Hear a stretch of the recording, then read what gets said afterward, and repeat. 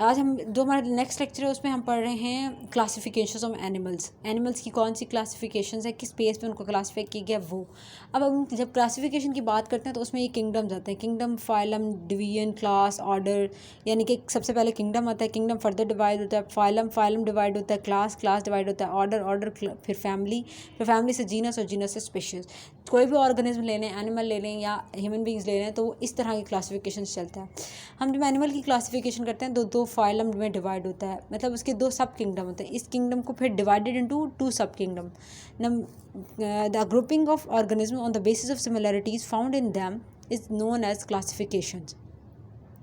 They are the two sub kingdoms of the kingdom Animalia. दो sub kingdom है, सब kingdom one Parazoa और सब किंगडम टू ह्यूमेटाजोआ। पैराजोआ जो है ना वो सिर्फ फाइलम तक रहता है, आगे नहीं जाता। फाइलम क्या है, पॉरीफेरा। क्यों ये वहाँ तक रह जाता है, पॉरीफेरा तक, आगे क्यों नहीं जाता? क्योंकि इसके अंदर लैक ऑफ टिश्यूज़ होते हैं और ऑर्गेनाइज ऑर्गन नहीं होते, वो एब्सेंट होते हैं। दे हैव इनडिटर्मिनेट, यानी कि ये बेतरतीब से शेप के होते हैं। दीज बॉडीज़ आर एसिमेट्रिकल, उनकी बॉडीज़ क्या होती हैं, वो एसिमेट्रिकल होती हैं। और एग्जांपल्स इनकी क्या है, फाइलम पॉरीफेरा। पॉरीफेरा किस तरह होता है, स्पॉन्जेस की तरह होता है, लाइक जैसे हनी कॉम्ब होते हैं जो एम्प्टी स्पेसेस वाले होते हैं, बिल्कुल एंड हो जाता है पॉरीफेरा, यानी कि डेड है यहाँ पर। सब किंगडम टू की हम बात करें तो ह्यूमेटाजोआ उसके अंदर आता है। ह्यूमेटाजोआ के अंदर क्या है, इसके अंदर फाइलम कम्प्लेक्स एनिमल्स होते हैं, जो कि इसके क्यों कम्प्लेक्स ऑर्गेनिज्म्स होते हैं, क्योंकि इसके अंदर टिश्यूज़ भी होते हैं, ऑर्गेनाइज्ड इनटू ऑर्गन्स भी होते हैं और ऑर्गन सिस्टम भी होते हैं। अब ये दो फाइलम, वो फाइलम पॉरीफेरा तक जाता था ना, ये दो फाइलम में डिवाइड होगा। एक फाइलम रेडियली सिमेट्रिकल एनिमल्स है जिसमें डिवीजन रेडिएटा आ जाता है, और दूसरा बायलैटरली सिमेट्रिकल एनिमल्स है जिसमें डिवीजन बायलैटरा आ जाता है। Grade radiata includes the simplest of the eumetazoa. जो रेडिएटा है वो सिंपलेस्ट में डिवाइड होता है, जो कि फाइलम निडेरिया। फाइलम निडेरिया सबसे सिंपलेस्ट है ऑर्गेनाइजेशन में। जो ह्यूमेटाजोआ के जितने भी ऑर्गेनाइजेशन सब में सबसे सिंपलेस्ट जो है वो निडेरिया है। मोस्ट ऑफ द फाइला, यानी कि तकरीबन अबाउट 29 जो हैं ह्यूमेटाजोआ किंगडम एनिमेलिया के, वो ह्यूमेटाजोआ से बिलोंग करते हैं। These animals have been divided into the three groups on the basis of the presence and the absence of the type of the body cavity. इनके फर्दर क्लास में ये डिवाइड होते हैं। क्या है, एसिलोमेटा, सीरोसिलोमेटा और सिलोमेटा।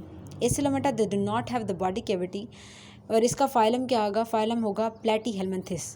और pseudocoelomata have the false body cavity, coeloms, pseudocoel, that is phylum nematoda, phylum न्यूमेडाटा।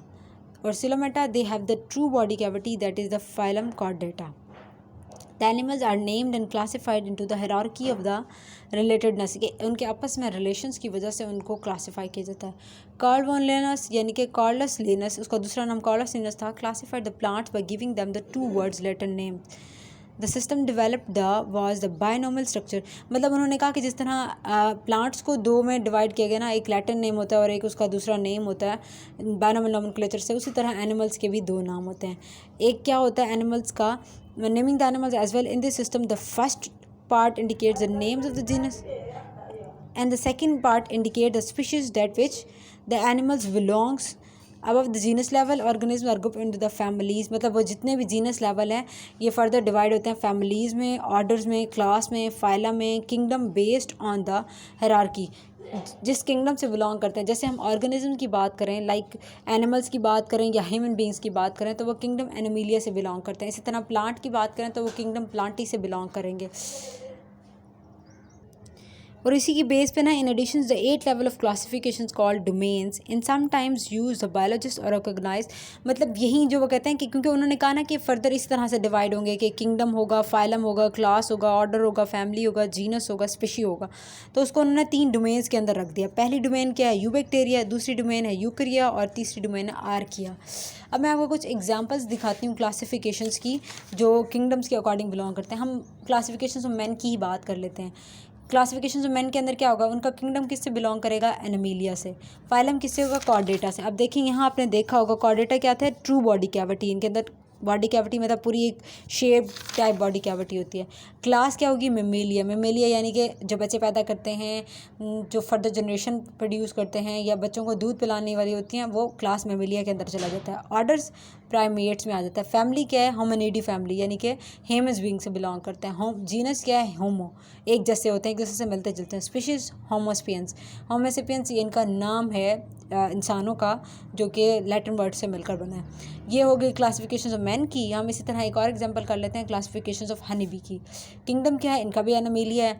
अब फाइलम्स क्या है, ये अर्थोपोडा होते हैं, इनकी जो है ना बॉडी कैविटी नहीं होती। क्लास क्या है, हेक्सापोडा है।